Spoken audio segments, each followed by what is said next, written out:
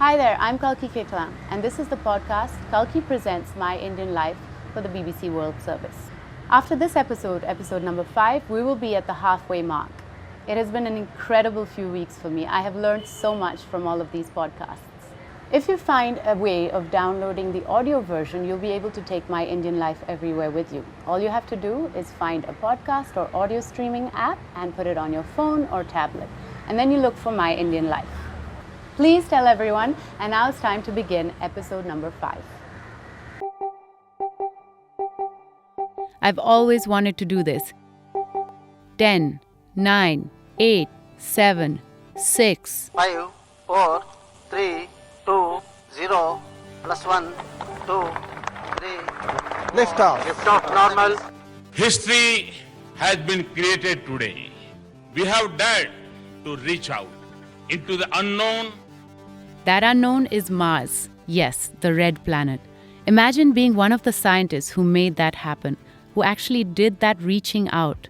The scientists who instructed the satellite how to actually get there. I'm thinking about living on Mars. We have so many stars, so many different planet systems. So we need to explore. We know very little about that.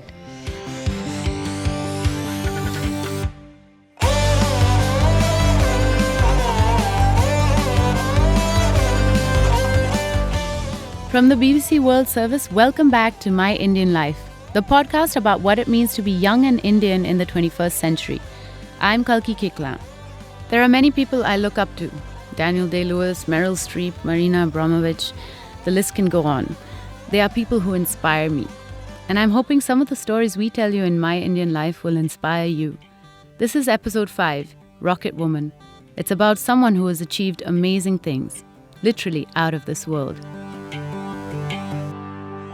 First of all, just a quick reminder about telling me what you think and about spreading the word about My Indian Life. If you can tell, say, 3 people about our podcast, that's 3 more hearing the stories that we're telling every week. So please do it. Let everyone know. This story is about ambition, about a brilliant success story that demonstrates what you can achieve. It's a really inspiring story, and it shows that if you are young and Indian in 2018, maybe there's nothing wrong with having your head in the stars. This is the story of a woman who took a big leap of faith that helped her country land in space. It's also the story of India's successful homegrown space program, which is breaking new ground every day. We look at the growing number of women in a male-dominated space program and ask if that particular glass ceiling has been broken. Here, men and women are on par. There is no gender bias here. And we hear from Radham Narasimha, one of our most famous space scientists. I think the Mangalyaan project, sort of for the first time, showed in a relatively spectacular way how women scientists in ISRO are now taking major responsibilities. BP Dakshayani is head of Flight Dynamics and Space Navigation Group at the Indian Space Research Organisation, ISRO, the Indian government space agency. She has worked on several big-ticket space programs, including the prestigious Mars mission. Wearing a green and red sari and a bindi on her forehead, her ID card is pinned to the top left of her sari.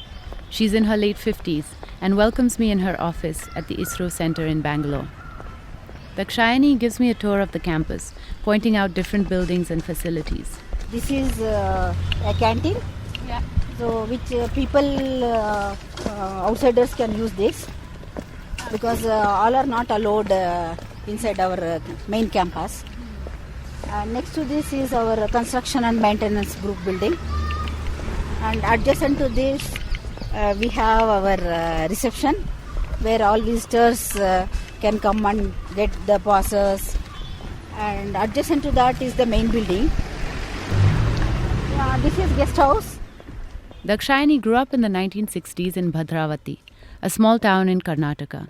Hers was a regular middle-class family.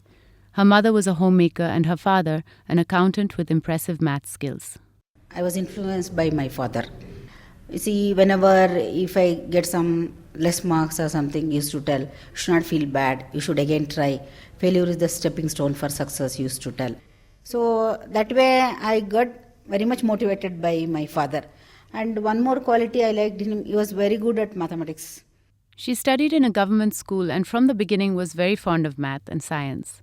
As a teenager, she remembers taking part in a school debate on whether science is useful to mankind or is it harmful. She, of course, argued that it was useful. Actually, what I told that day itself, I will tell you. In science, if you see, a lot of advancement has happened. If I want to go from one place to another place, the science only helps. And the science is the one which will make our brain to think and innovate new things. And we are comfortable in our life also now to this extent because of science. The radio is because of the science. Like that, I argued and I got first prize. She talks about her admiration for the only young woman in her town who had studied engineering and how whenever she would pass her home, Dakshayani would run out to see her. Today there are many more women going for higher studies in India. But when Dakshayani was growing up, she said it was pretty unusual for girls to go to university. But it was her love for physics and math that spurred her on. I was a college topper in BSc. And after that, my father thought, okay, it is enough for me. I have graduated. They thought this engineering or MSc, they are not for girls, mathematics, MSc and all that. So, but I was very firm on pursuing higher studies. She joined a postgraduate course and was a topper there too. Dakshayani's first job was as a college teacher.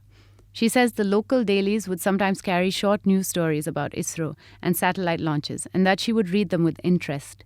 And that's how she became interested in space. So when she saw a job opening there, she immediately applied and was hired.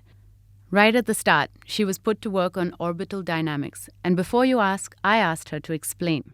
Orbital dynamics is the branch of science in which we'll study the motion of the satellites under the forces when they're acting on that. Even though she specializes in the subject now, at the time she knew little about it and had to work hard to understand the fundamentals. Dakshayani was also assigned to do computer programming. But there was a slight problem here. She had never actually seen a computer before. But if you think about it, that was not really unusual. In the 80s, we didn't all have computers. There were no smartphones or tablets. All we had in those days were books. So every day after work, she would go home and read books on computer programming to get up to speed. Dakshayani hasn't looked back since. She has achieved many milestones in her career developing software for the day-to-day functioning of satellites, including how to power them through an eclipse when they can't access sunlight. But the highlight of her career was the key role she played in the Mars mission. 3, 2, 0, plus 1, 2, 3. Lift off. Lift off normal.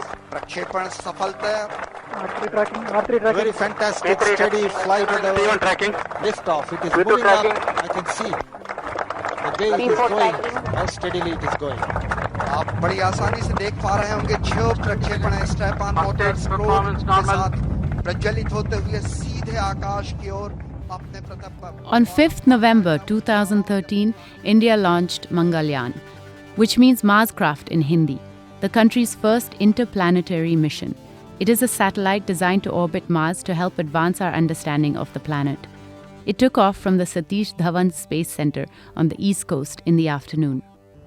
Now, Airlit strap on the ignited. sound, the acoustic levels of the vehicle going up with high speed is coming, and the whole mission control That's center what is reverberating with the sounds that have emanated from the liftoff. We can see steadily the launch vehicle proceeding. It takes a while to travel to Mars. In fact, more than a while. Mangalyaan had 10 months to travel hundreds of millions of kilometers from Earth to reach its destination, the orbit of the red planet. For 324 days, Dakshayani and her team had to chart the satellite's long journey, using propulsion to tell it where to go. It was not an easy task. Dakshayani explains the complexity of the mission, drawing the planetary system in the air with her hands. Suppose this is Sun, Mars is here, Earth is here. Once it escapes from there, it will travel around the Sun. It will become an orbit around Sun. But that we have to plan in such a way that when we do that maneuver to change its orbit to escape from the Earth, I need to know after 300 days where I will be. Whether I am going near to Mars, that I should know. Yeah. For that I need to generate the information based on my dynamics, where I will be next 300 days. That is where this dynamics modeling becomes very important. If it sounds too complicated, let me put it another way. Say you have a car. You know its speed, you know its acceleration, and you know where it is starting from. Then, if you're good at physics and math, you can calculate where it will be after, say, 1 hour. Similarly, instead of the car, Dakshayani has her satellite. She knows its velocity, acceleration, and starting point, so she can, amazingly, calculate where it's going to be after 300 days and whether it's going to be near Mars or not.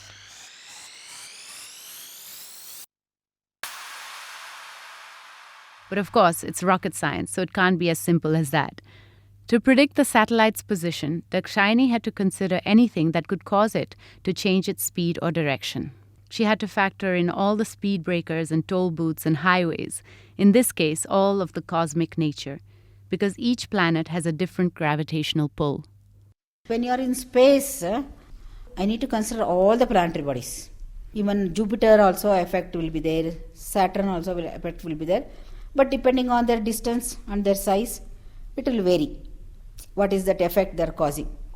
Then further, I need to know when it enters the Mars sphere of influence. And normally what we do is we plan this when to do a Mars mission based on the geometry of Earth, Sun and Mars.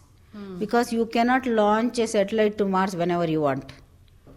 It comes once. a small window in which you have to... Yeah, it comes once in 2 years, that opportunity. Oh, wow. And we'll have few days. Then what we'll do is, when we plan to escape from the Earth, we should plan in such a way that I should find out the position after 300 days where I'll be, whether I'm near to Mars, whether I'm inside the Mars sphere of influence. All gravitational body, they have a sphere around which their influence will be more. And it doesn't end there. You'd think once the satellite has finally reached Mars' sphere of influence, it would just stay there and orbit Mars forever. But it's never as simple as that. Mars is a bit lonely, all alone in the cosmos, and gets excited on seeing a new friend, the approaching satellite, and pulls it a bit too hard. In that process, our spacecraft will gain the velocity. That means I have to reduce my velocity so that it will go around Mars. If we don't do that, it will escape from Mars. It will go around Sun only. You have to adjust to that. Yeah, all calculations need to be done. Dakshayani managed to do all this just right, speeding it up and slowing it down when it needed, so that the satellite could be inserted into the orbit on course. And that moment came on 24th September 2014. Prime Minister Narendra Modi was in the control room. As the nation watched it live on their television screens, waiting, hoping and praying, the BBC's Sanjoy Majumdar was at the scene. Celebrating a historic triumph at mission control, reaching the red planet on the very first attempt, and joining an elite club of space explorers.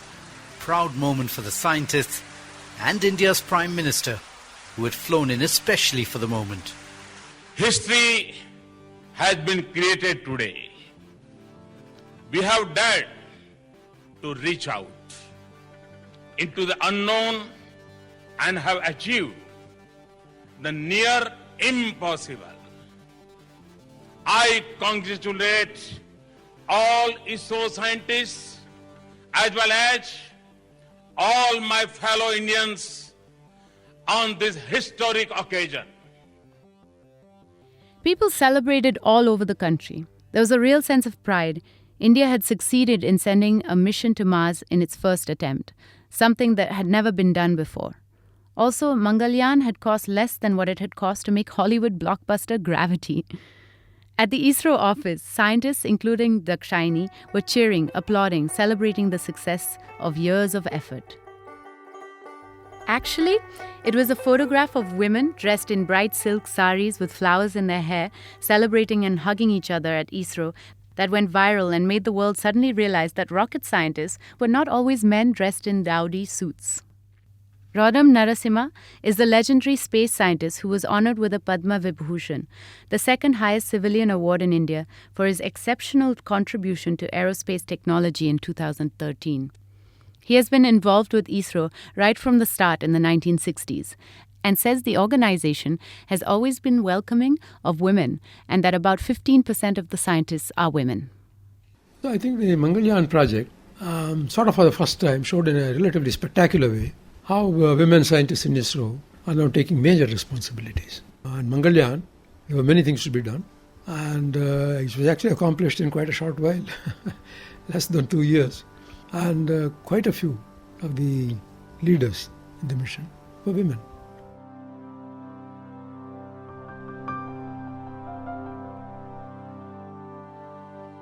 Professor Narasimha is 84 and teaches at the Jawaharlal Nehru Center for Advanced Scientific Research in Bangalore.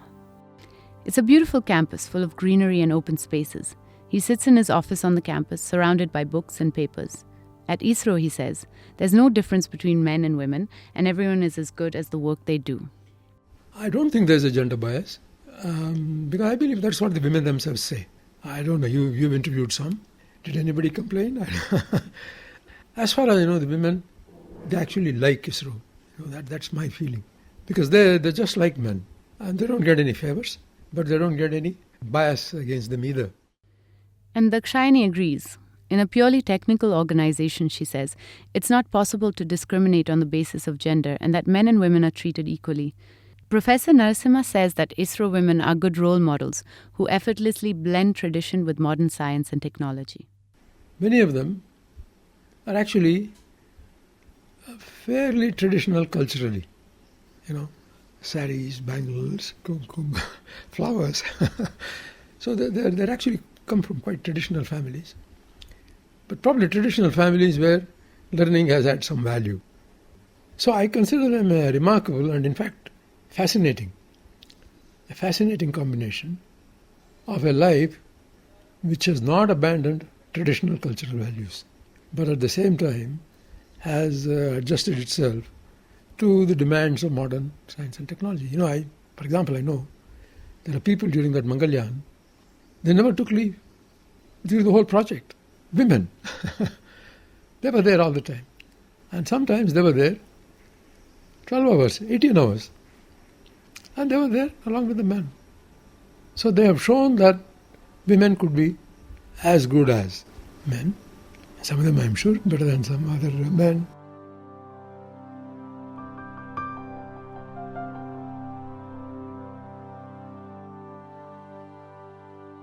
It would appear Professor Narasimha is talking about Dakshayani. At the office, she did incredibly complex calculations and programming. At home, she looked after her large family that included her orthopedic surgeon husband, Dr. Manjunath Basavalingappa, her 2 children and her in-laws.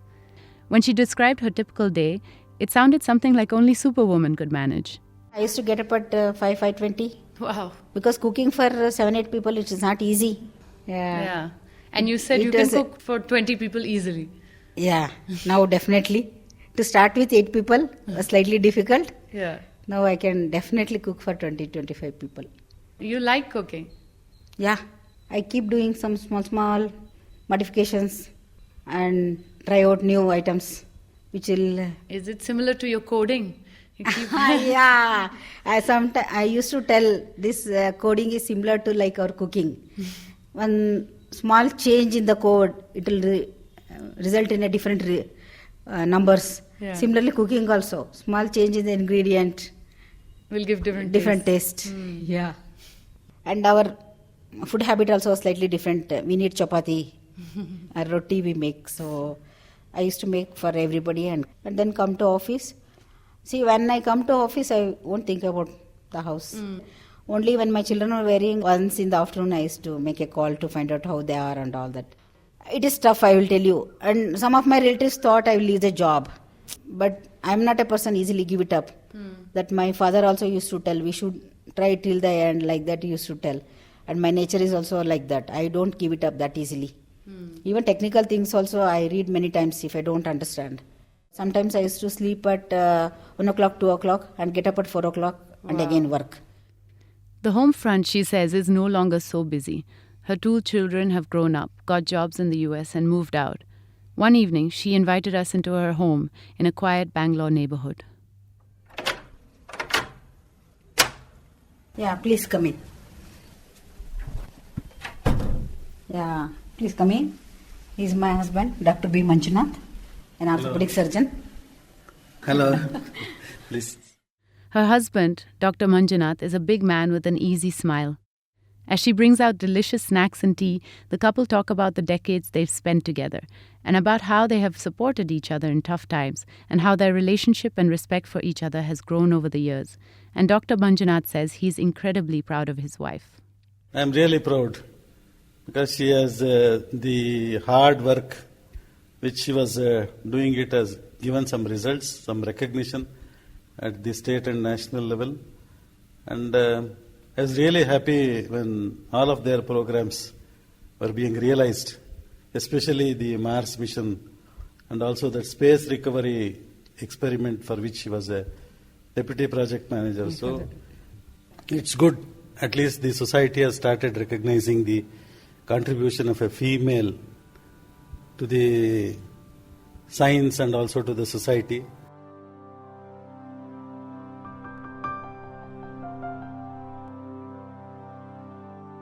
Dakshayani is now ready to explore uncharted territories. She's now working on Chandrayaan-2, the successor to the groundbreaking lunar mission launched in 2008. While Chandrayaan orbited the moon, she says, its successor will land on the moon and have a rover too. Dakshayani lists the differences and the tremendous similarities between Mars and the Earth and says that someday in the future she would like to live on Mars. Would that make her the woman from Mars? But I'm thinking about living on Mars. Yeah? Yeah, about that. What is the best way one can think of to live on Mars? See, Mars has got atmosphere, but it doesn't have more of oxygen. It has got more of carbon dioxide. It's not easy to live on Mars. It is not easy. And hopefully she will inspire a whole new generation of female scientists in India to explore and follow in her footsteps.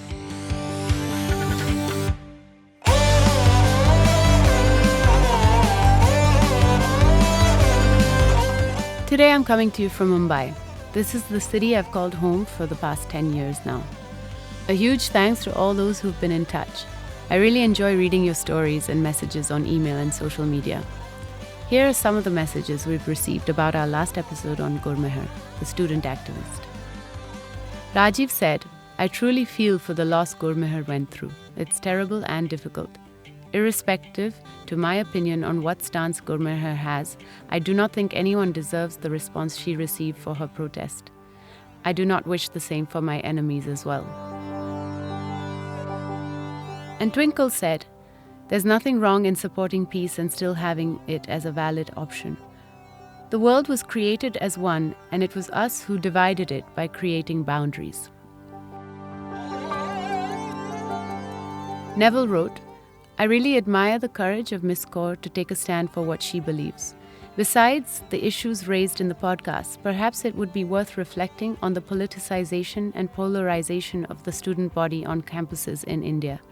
Besides this, solving the Kashmir issue does require politicians on both sides to take bold and new positions. Failing to think outside of the box and take calculated risks would simply mean more bloodshed on both sides indefinitely.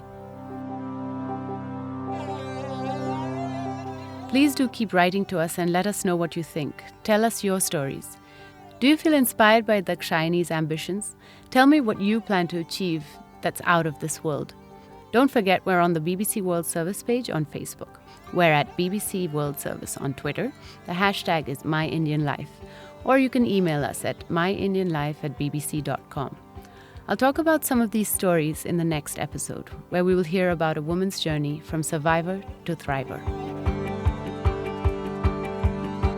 There are lots of ways of listening to My Indian Life. If you found us on an app with a subscribe button, do press it. Don't panic, it won't cost you anything. It just means you'll get every episode automatically. Don't forget, as a podcast, we rely on you to recommend us and to tell people how to find us. And if you've enjoyed the story we've just told you on My Indian Life, why not try another podcast from the BBC World Service? Every week, People Fixing the World brings you stories about brilliant ideas aimed at making the world a better place. It finds the people trying to solve the world's problems and then investigates whether their projects actually work. Search for the People Fixing the World podcast. I hope you like it. Let me know. Thanks for listening.